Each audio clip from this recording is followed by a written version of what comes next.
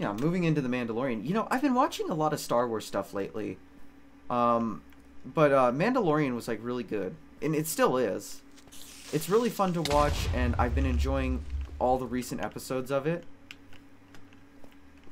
I didn't really care for Episode 3, though. I will say, I thought Episode 3 was a bit lackluster and very... It just seemed like it didn't fit in with The Mandalorian.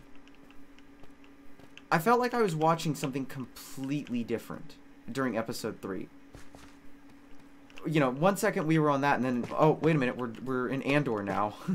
It was just like, whoa, wait a minute, why are we focusing on this guy for a whole episode? Like, is he going to be important in, like, 10 minutes? Because that didn't really make... I'm not going to spoil anything. I'll probably put a thing in the beginning if I spoil anything too major. But, you know, it was like, whoa, why are we all of a sudden focusing on this guy? Like, we were just on Din and Bo-Katan in the Mines of Mandalore, and now we're on Coruscant following the clone scientist guy for a whole episode. I did get bored of that one. I will admit, I didn't turn it off. I kept watching it because it was interesting. But it was a little bit of a boring episode, all things considered.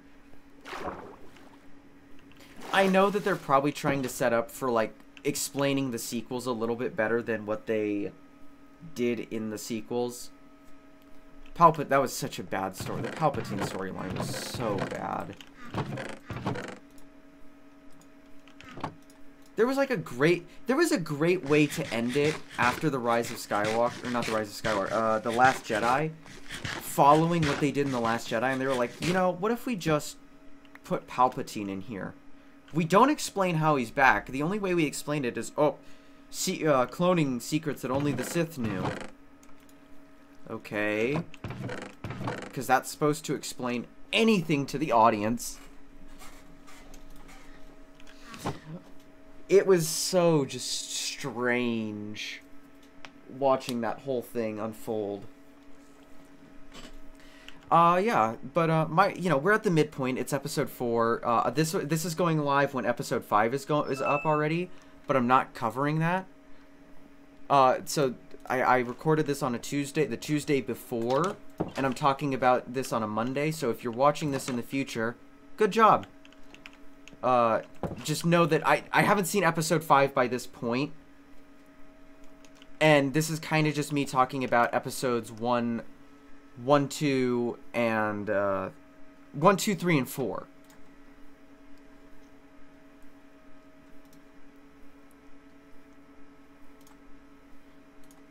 So, you know, it's like, oh, you know, we have the Mandalorian that's really strange.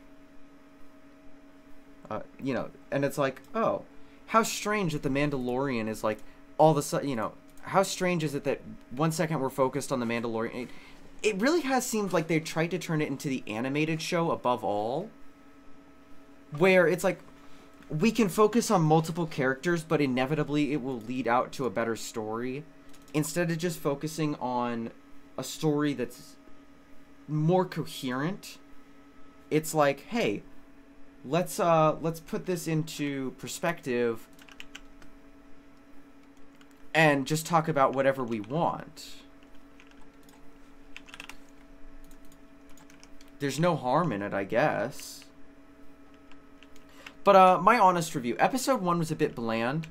In my opinion, it had the least amount of content it's a very pivotal. Episode 1s are always pivotal. I don't get why studios can never understand this.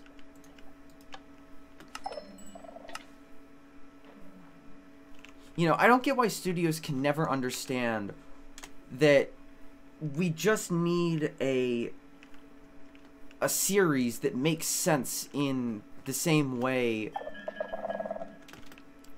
that it normally does. You know, The Mandalorian's always kind of made sense compared to most of Star Wars. It's been the most consistent in explaining everything that it introduces, explaining every fine bit of detail.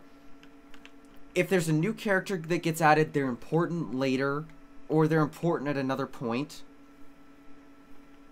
But it's never like, oh, we introduce this character and then give them a whole solo episode. I mean, God, I don't think that we've ever done that. Let me quickly check that. Let me quickly go over to here. Mandalorian. No, it's always, you know, it's always been 8 episodes, and it's usually always focused on the Mando and side characters if there are any, but never just a full-on episode with one person or with one storyline. It's always been this big thing of, hey, there's multiple storylines. So episode 1, it was fine for what it was. It recapped the Book of Boba Fett, which was the only thing that I didn't really care for. You know, it was like, why recap something that we already know about? Why not just go into the story? Because if you haven't watched the Book of Boba Fett, what are you watching this for? I guess they had to kind of do that, but it still was just, it was a bit bad in my opinion. It was executed poorly, I guess is the best way to say it.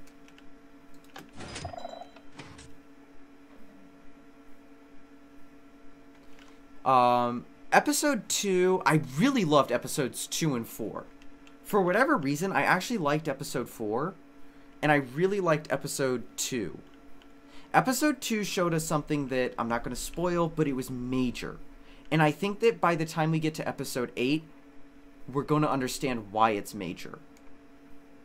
Without spoiling things, I see it as what they're trying to do is they're going to have Bo-Katan teach Din Djarin what it means to be a Mandalorian and what it means to wield the Darksaber. She's wielded it in the past. She knows what she's doing. You've got that. He's the unwilling leader. He needs to lead the people because he's best at it. But he's unwilling to admit he is a leader. And I think that's where the conflict in him is with the Darksaber. He can't wield it because he doesn't think he's worthy of being a leader. He's not known the Mandalorian culture like someone, say, Bo-Katan or the Armorer or even Paz Vizsla for that matter. That's not his name. Mandalorian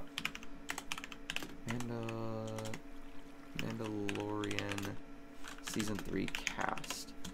I can think about him, I just don't remember his name.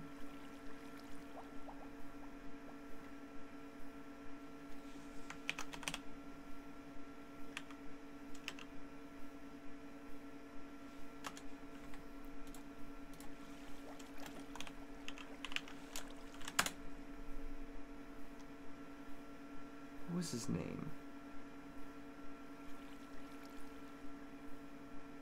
Yeah, it was Paz Vizsla. Great, I actually knew what I was talking about for once. Paz Vizsla, yeah. You know, it's like, he doesn't know the culture like they do. And I think that's where they're trying to set up is, okay, Bo-Katan is going to teach him how to wield the Darksaber, and he's going to teach her how to ride the creatures. Because if you remember, the way we kind of were introduced to the Mandalorian in episode, it was episode 2. And I'm not going to, oh crap, I shouldn't have done this. Pause that.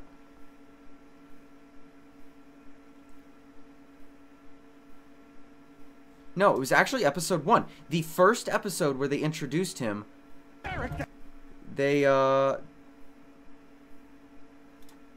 gave us, I don't know if this is gonna work. I should have tested this. It's not. Okay. Damn it. They gave us, the character,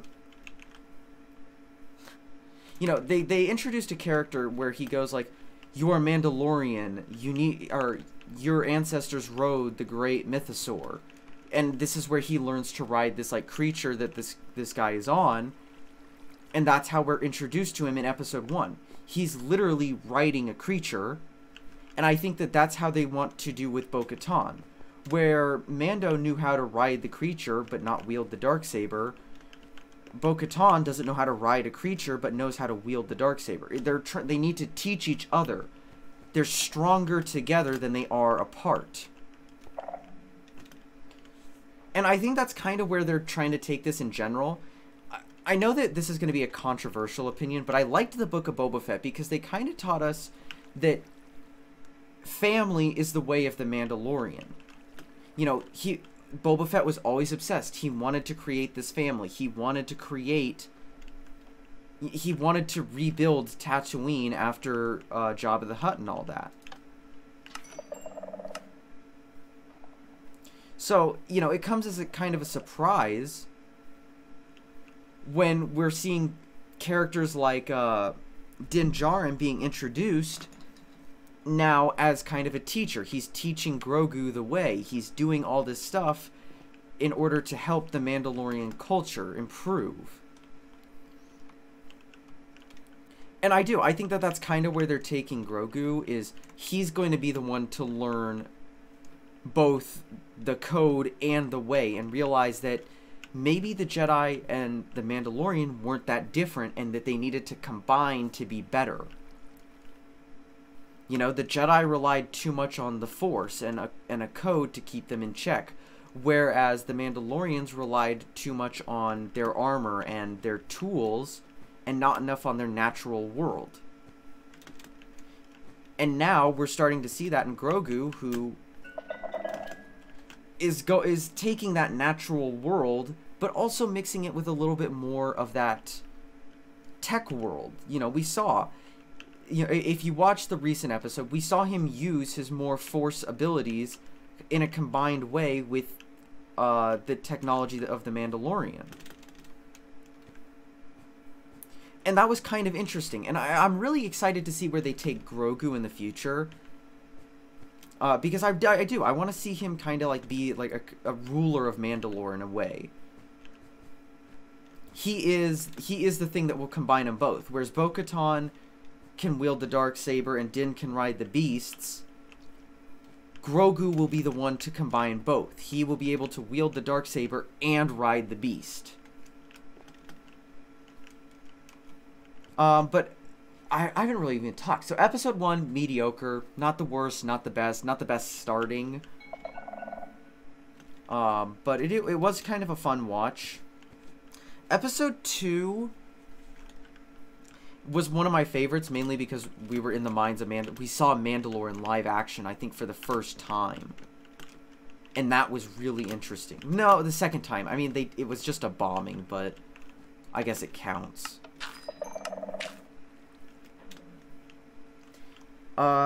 Episode 3, it's the weakest of the 4 thus far, but I think narratively it's the weakest because it just has nothing to do with anything relating to the Mandalorian. That could have been like its own like one episode spin-off short or something. I don't even know.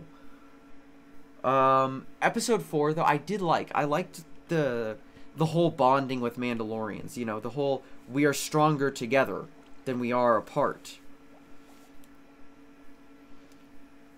The way that felt, that was really fun for me. And that's really all I have to say about the matter. I mean,